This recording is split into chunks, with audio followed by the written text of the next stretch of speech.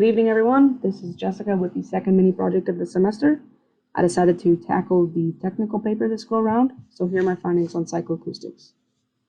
I really believe psychoacoustics is such a vast field that if you truly wanted to sit down and write a 2,500 word essay on it, it would be nearly impossible. So instead, I conducted a study of my own. I posed a question, got some individuals together as part of a focus group, and then basically tested to see if I could make those individuals perceive sounds the way I wanted them to. So, a definition for psychoacoustics. Psychoacoustics is a subsection in the field of psychology that deals with how humans perceive sound and the types of sensations that arise from these particular sounds. But humans can't perceive sounds without first hearing them. So there are three parts of the human ear: the outer, middle, and inner ear. Sound, is in the outside environment, but is then gathered in through the pinna. It's then sent through the auditory canal and vibrates through a series of compressions and rarefactions against the tympanic membrane, which is more commonly known as the eardrum. These vibrations are sent through the malleus, incus, and stapes, the smallest three bones in the body. They travel through the cochlea and then out through the auditory nerve. As you can see, there are other parts to the human ear here, and they are part of the hearing process, but I basically just outlined the basics of the hearing process. So the question I posed: can adjustments made to equalization, panning, reverb, and frequency masking affect what a listener hears and/or make him or her feel like he or she is in a particular environment by the way sounds are presented? Now, this is a little bit of a convoluted question, but I think as I break it down, it will be much clearer. So the methodology for how this study was conducted. The first thing I needed was a sample. As you can see, I used Amazing Grace. It's very well known. I arranged it in a 4-part harmony, and that was all completed through Ableton Live. Then I needed a focus group. I started with 10 individuals, but quickly realized that that was probably too small of a focus group. Now, granted, I think 20 individuals is still too small. It's not representative of a larger population, but resources and time kept me from any larger of a focus group.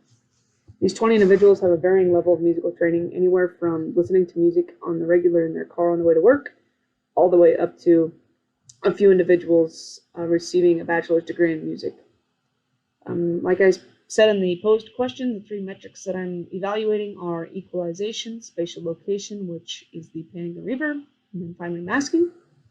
And then each of these metrics has their own hypotheses. Now, I just wanted to note the hypotheses that I made on these metrics are very narrow. So narrow that I think if you took this study and backed it up a step, so made it just a hair broader, I don't know that these questions would be answered. And then finally I tested. I sat down with each of the individuals of the focus group and let them hear the samples, let them make some commentary about it, and then had a discussion with them on it. So for formality, here is the MIDI file in Ableton Live for Amazing Grace. And then here's the score. We'll go ahead and listen to it. Just note that this is dry. This has no effects applied to it whatsoever.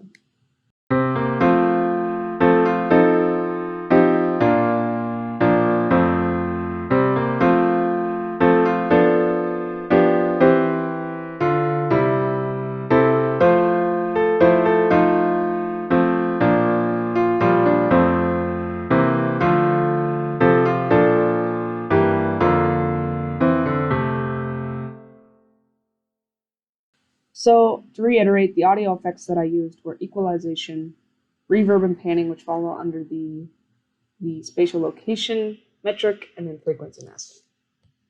I'm going to cover each of these individually, but instead of covering the results with you as I go along, I think what I will do is play the pieces for you and kind of let you come up with your own theories as if you were part of the focus group as well.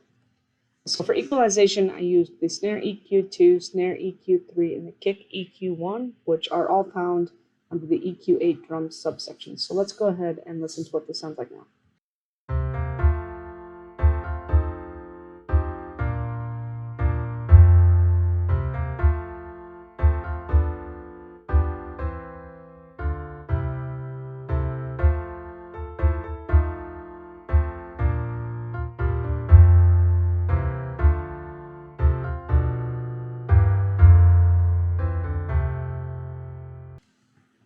So next was spatial location. I used the dark hall reverb as my reverb, which is found under the hall subsection.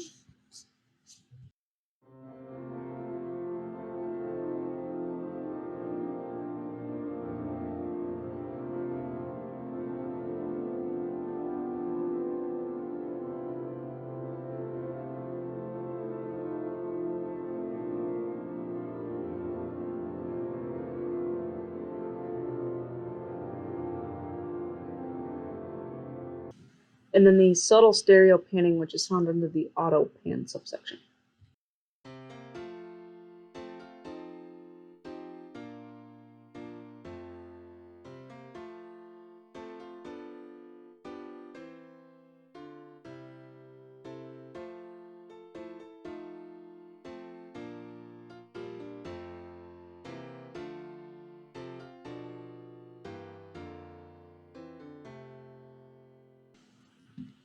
Last but not least, we have the masking effect.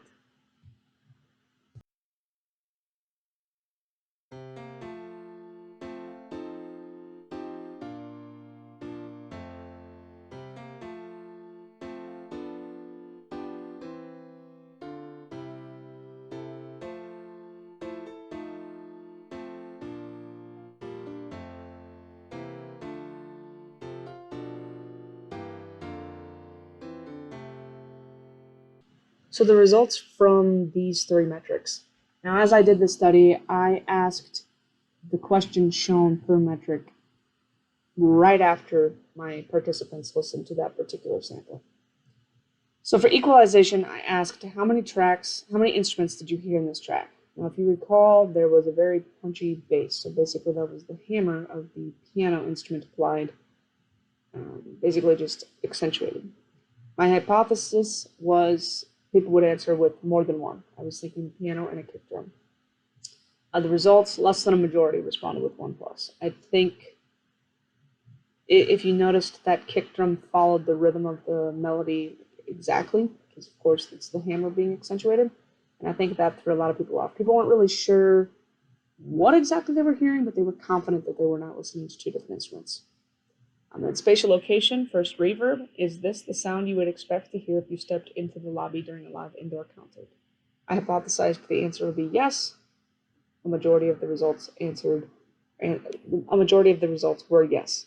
Looking back, I think this was too much of a leading question. Myself personally, I'm not really sure that that's how I would describe the sound I listened to. And I think it was very muddy, and I think it was very dispersed, but I'm not sure that I would classify it in this particular way. Then panning, does this sound have any emotion to it? I hypothesized yes. The results were yes. Interestingly enough, I did have one respondent complain that I broke his headphones, which was a little interesting. You could tell his musical training was a little less than maybe the others. One question that I might follow up with is, do you think you were moving past the sound source, or do you think a sound source was moving past you? Now, granted, I know that from left to right might make that a little difficult to answer, but that is a question that I would follow up with. And then masking. What is the extent of the polyphony in this piece? Now, that's kind of a convoluted question as well. I did have to describe what I meant by this. Basically, I was trying not to lead the participants into what I did. So what I did was double the entire clip, all 4 parts, just an octave higher. I didn't want to tell them this because I think it was that would be way too much of a leading question. A lot of responses, I guess I hypothesized the answer would be none. I was trying to mask that upper octave. It was at 36% of the volume of the original. But the results were some. I think this is just from my own personal reflection. If you noticed, the melody of the song stuck out very clearly in the upper octave. And so when I got the result of some, I think that's kind of where that gray area was. So at the end of the day, I think this study is plausible. It's really hard to confirm with only 20 people. I did get a lot of the results that I was looking for, but on the same token, I think there was a lot of question marks behind some of the eyes of some of my participants. So yeah, at the end of the day, I think this is a very plausible concept. I think you can make people perceive sounds the way you want them to, but perhaps maybe not in the settings that I used. So psychoacoustics, again, the way humans perceive sounds, it's a very vast subject, something that I'm very interested in. Definitely something I'm going to do more research on. This is actually the second study that I've done in the field of psychoacoustics. I'd like to learn more, and I'd like to get deeper into this field and conduct some more studies. So thank you. Have a great night.